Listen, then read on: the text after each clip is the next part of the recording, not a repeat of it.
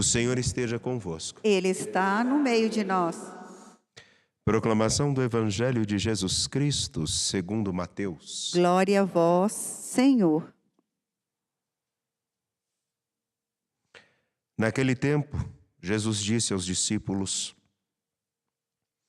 Em verdade vos digo, dificilmente um rico entrará no reino dos céus.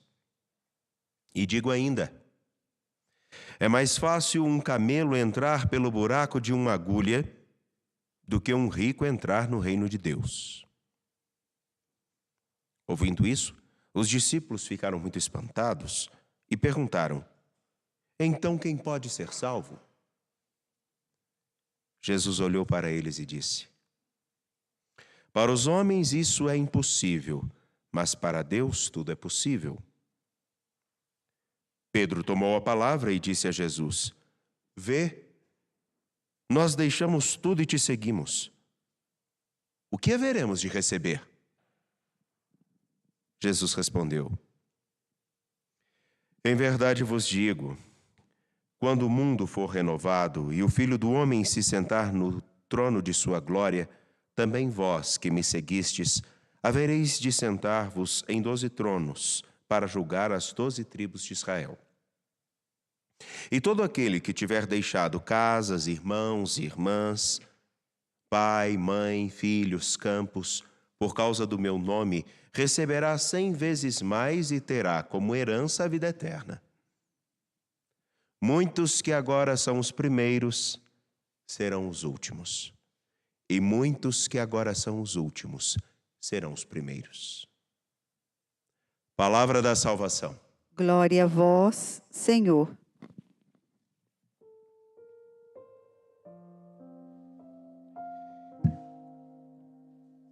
Hoje vou me dar o direito de me deliciar com vocês da Escritura.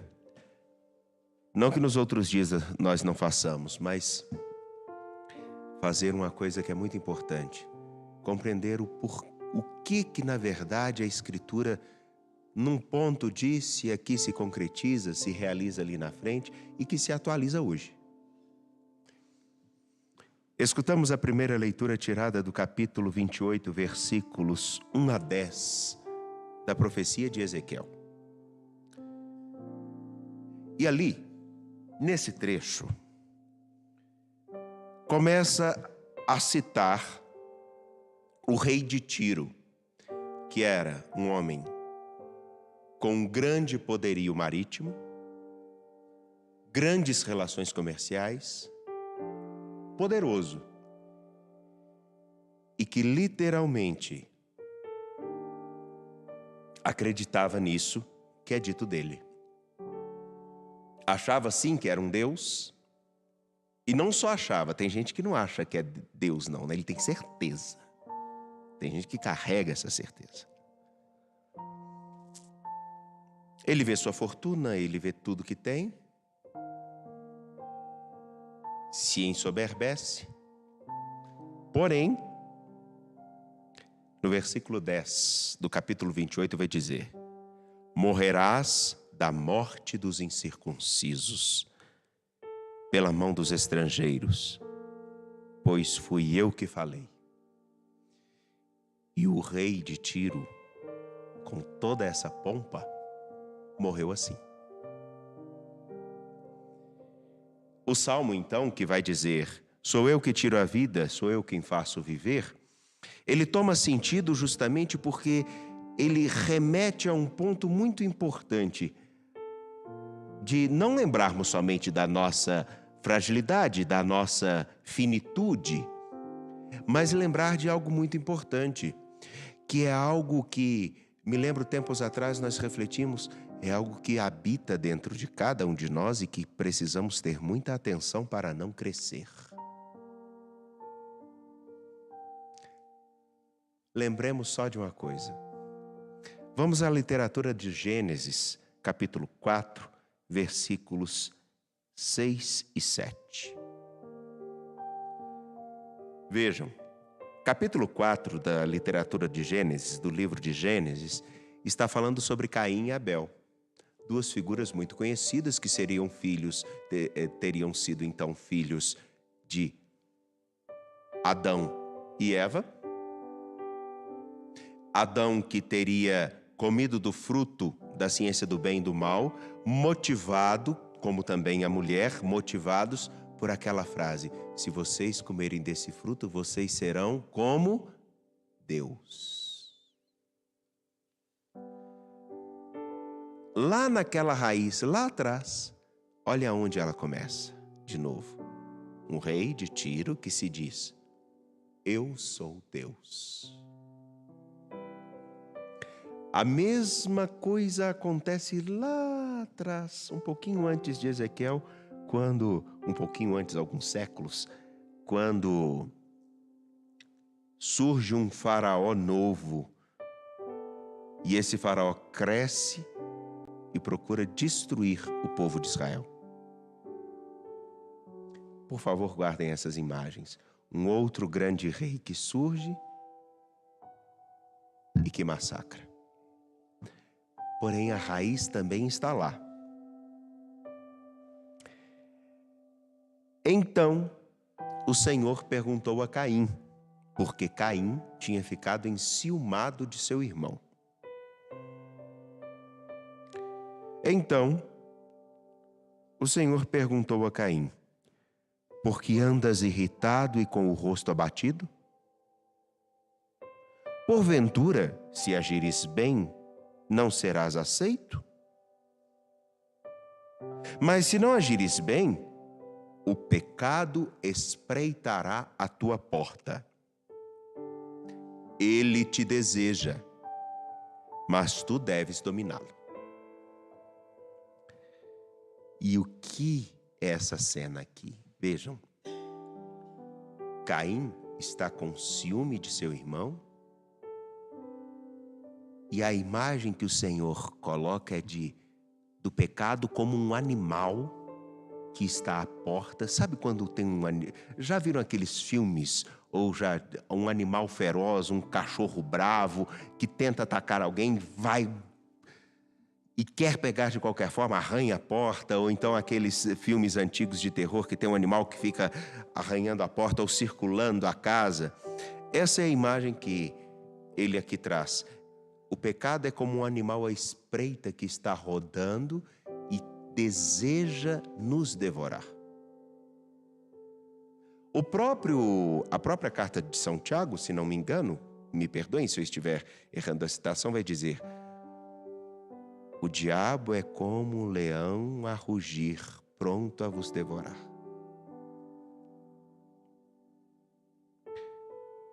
Ele, o pecado, te deseja, mas deves dominá-lo. Que isso tudo tem a ver? Tudo. Porque, na verdade, Caim começa a ser dominado por uma coisa que tem dentro dele. Como o rei de Tiro é dominado por uma coisa que tem dentro dele. E todos nós podemos ser dominados por uma coisa que já está aqui dentro. Afinal de contas, quando começamos a deixar crescer dentro de nós a imagem da autossuficiência, a imagem da nossa aparente independência, ou simplesmente acharmos-nos com o direito de tudo, começa a crescer dentro de nós um rei que não só acha que é Deus, mas se porta como Deus. E os outros, então, são meros objetos do seu querer. Porque, afinal de contas, não é também essa a imagem que nós temos de um Deus? Aquele que, como uma mão, vai movimentando toda a história para que nós possamos agir conforme o desejo dele, inclusive para o mal. Existem aqueles que carregam essa imagem de que Deus é como se fosse um manipulador de fantoches. E nós não tivéssemos responsabilidade alguma com as nossas escolhas. Até mais cômodo, não é? Afinal de contas, é Ele quem quis.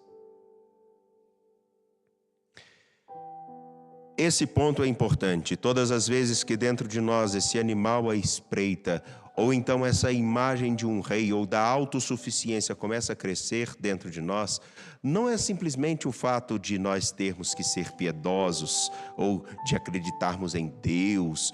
Não, é mais do que isso. Nós começamos a nos portar como aqueles que se acham com tantos direitos e nos esquecemos do mínimo dos nossos deveres básicos de uma convivência humana. Nem estou falando religiosa, nem estou falando de fé, que é um outro nível.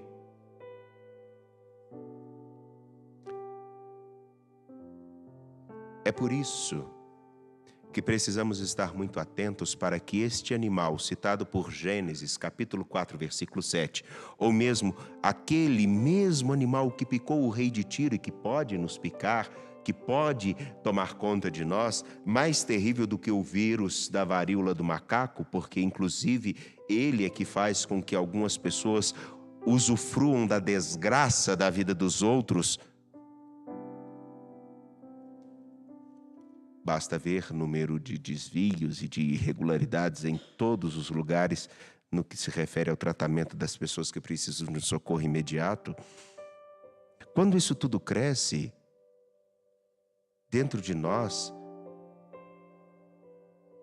nós corremos o risco de cometer o erro que ainda os discípulos de Jesus, na boca de Pedro, no capítulo 19, versículos 27 até o 30, cometeu.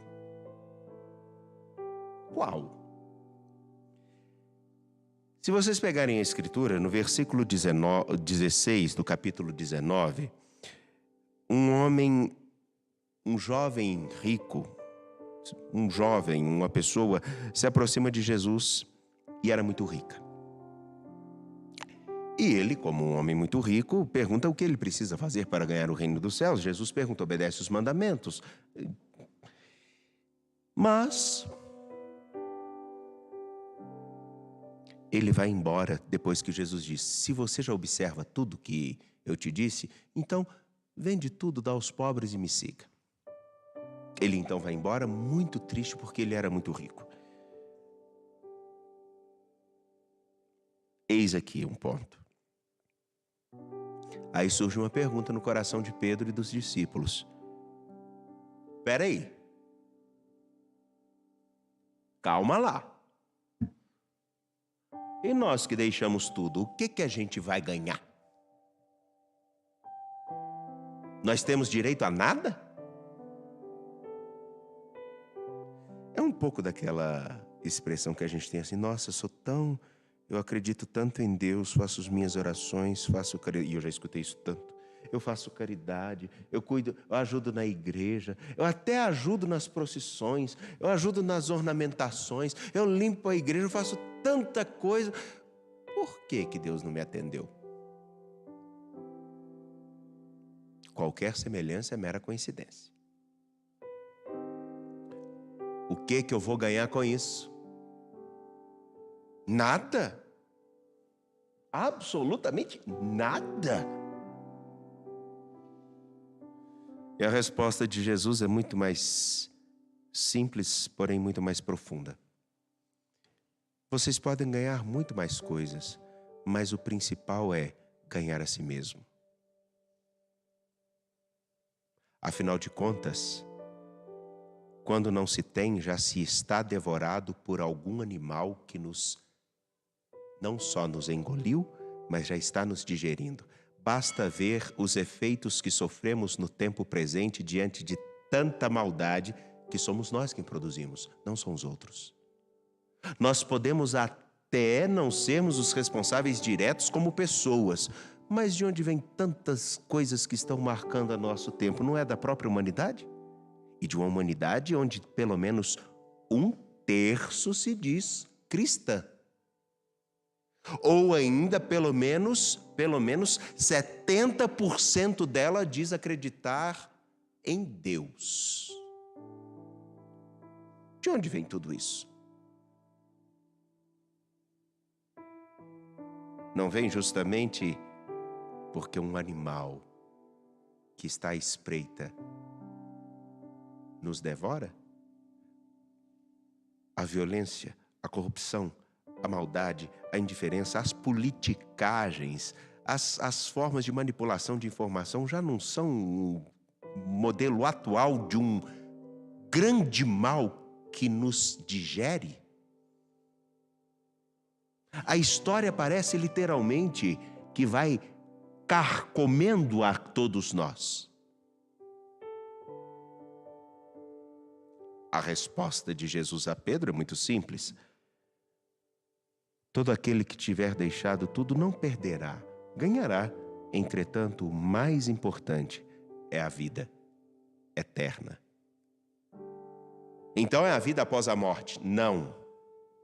É já começar a participar com Ele de uma dinâmica nova no presente, por uma consciência nova no presente, sabendo que não podemos tudo, mas que precisamos fazer tudo ao nosso alcance para que aquilo que a gente fala que o mundo precisa ser melhor, comece em nós. E é por isso que Jesus vai dizer: porém, muitos dos primeiros serão os últimos, e os últimos serão os primeiros. É fácil de entender isso. Facílimo. Existem aqueles que estão coladinhos ao pé de Jesus, estão coladinhos na boca de Jesus, mas não escutam. São aqueles que têm uma intimidade de proximidade, mas não têm intimidade do coração. É aqueles que conseguem, inclusive, como os primeiros discípulos, estão ali do lado bem. Jesus partilha as coisas mais íntimas, mas eles não entendem. Afinal de contas, quais foram os discípulos que na hora que a coisa aperta, correm? Não são aqueles que são nomeados no Evangelho? Logo são aqueles que estão mais próximos. Agora, aqueles que aparecem lá no finalzinho, que poucas vezes foram nomeados, é que acompanham tudo de perto. Os últimos, que mais do que estarem colados, prestaram atenção para não perder um único respiro do Mestre. Viram como ele caminhava, viram como ele se debruçava sobre as pessoas. Eles eram os últimos da fila, mas estavam os primeiros na proximidade do coração. Daí então, a pergunta que nós podemos fazer: o que isso quer dizer para mim, Padre? Simples. Muito simples. Dentro de você, um rei também cresceu e te faz achar muito importante por ocupar lugares de expressão. Mas te deixam, todas essas coisas te deixam longe daquele que está lá na frente ou cá na frente. Aquele que precisa, de quem precisamos estar próximos, é o Senhor. E não importa o lugar que nós vamos estar, se é no fim da fila ou no princípio da fila. O que conta, na verdade, é o nosso compromisso para com Ele. Até porque, quem sabe o lugar que ocupa no coração de alguém não precisa disputar lugar. Quem sabe o lugar que ocupa no coração de alguém não precisa disputar lugar. É por isso que Caim tinha um animal que rondava e estava à sua espreita, porque ele não sabia o lugar que ele ocupava dentro do coração do seu Senhor. É por isso que às vezes a gente se contenta com migalhas de sentimento, porque a gente não tem plena convicção do lugar que a gente ocupa no lugar de alguém. É por isso que às vezes a gente precisa das coisas, porque as pessoas não são o suficiente. Talvez até porque a gente não esteja próximo o suficiente. Que Deus nos ajude a nos deliciarmos com a Escritura e nos aproximarmos cada vez mais daquilo que realmente precisa ser o nosso foco, a nossa maior riqueza, Jesus Cristo.